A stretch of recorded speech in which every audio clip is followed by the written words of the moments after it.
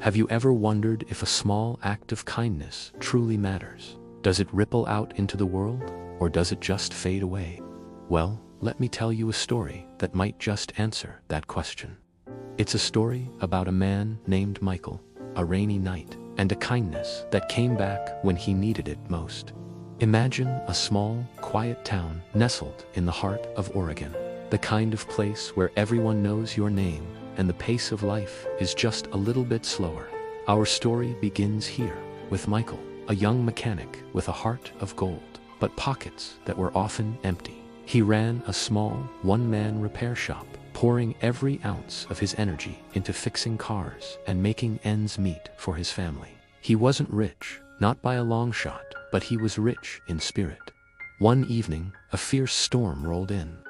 Rain lashed against the windows of Michael's shop as he was closing up for the night, tired and ready to head home to his wife and young daughter. As he drove down a deserted back road, his headlights cut through the downpour and landed on a car pulled over to the side, its hazard lights blinking like a desperate heartbeat.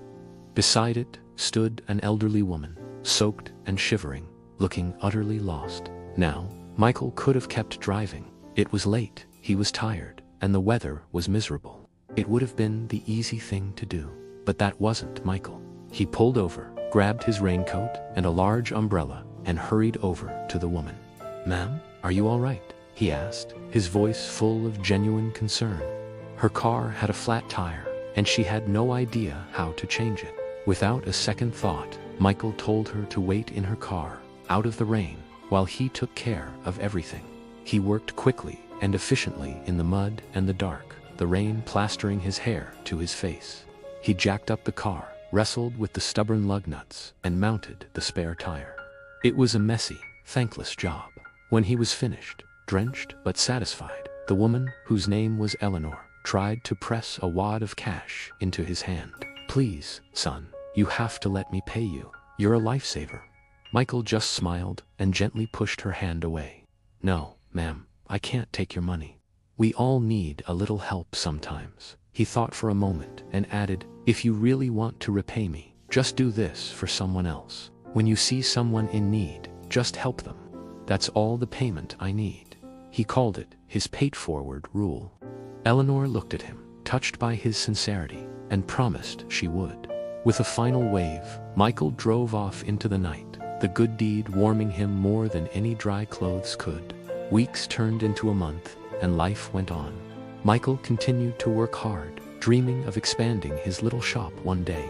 But fate, as it often does, had a different, crueler plan.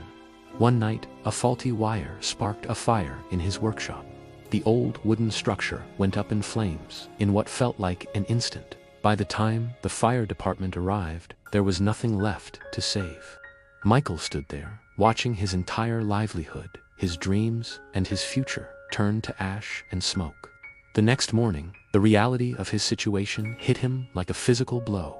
He had insurance, but it wasn't nearly enough to cover the cost of rebuilding and replacing his tools. He was left with nothing but debt and a profound sense of despair. How was he going to provide for his family now? The weight of the world felt like it was crushing him. The town that had once felt cozy and familiar now seemed to echo with his failure. Days blurred into a week of hopeless phone calls and crushing disappointments. No bank would give him a loan.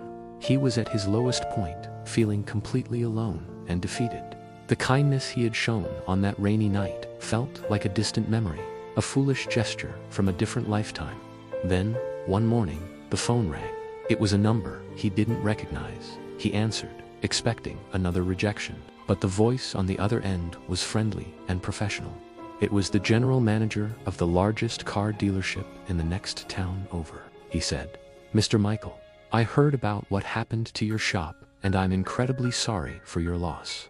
We have an opening for a lead mechanic, and we'd be honored if you'd consider it. More than that, the owner would like to speak with you personally." Confused but intrigued, Michael agreed to a meeting. The next day, he walked into the gleaming, modern dealership, feeling out of place in his worn work clothes. He was led into a large, impressive office. Behind the desk sat a well-dressed man who stood up and extended his hand with a warm smile. "Michael, It's a pleasure to finally meet you. My name is David." As they talked, David explained the job offer. It was a great position with a salary that would more than support his family. But then, he said something that stopped Michael in his tracks. "My mother told me about you," David said.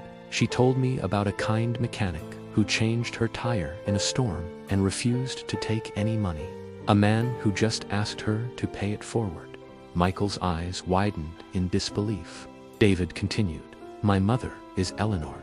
You didn't just fix her tire that night. You restored a bit of her faith in people. When she told me your name and I later heard about the fire, I knew it was our turn to pay it forward." David didn't just offer him a job, he offered Michael a partnership. He offered to co-sign a loan and provide the resources to help him rebuild his shop better and bigger than before. Tears welled up in Michael's eyes. He was speechless. The kindness he had so freely given had found its way back to him, multiplied 100-fold, right when he thought all hope was lost. A year later, a brand new state-of-the-art Michael's Auto Repair stood proudly where the old one had burned down. It was a testament not just to hard work, but to the power of a single, selfless act. The story doesn't end there, though. One sunny afternoon, Michael was working under a car when his young daughter, now a bit older, ran into the shop. Daddy, Mrs. Henderson next door can't get her lawnmower started, and she's really sad." Michael wiped his greasy hands on a rag and smiled. He knelt down to his daughter's level and looked her in the eyes. "Well, what do you think we should do?" he asked.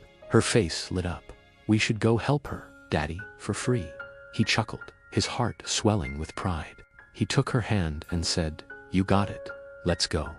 As they walked over to their neighbor's house, toolkit in hand, Michael knew he was passing on the most valuable lesson he had ever learned. It wasn't about fixing cars. It was about fixing things for people. It was the lesson that kindness is never wasted. It's an investment in humanity. It travels in a circle, and it always finds its way back home, sometimes when you need it the very most. Thank you so much for watching. If this story touched your heart, please consider hitting that like button and subscribing to the channel for more content that I hope will inspire and uplift you. Remember to be kind out there. You never know whose life you might change. See you in the next video.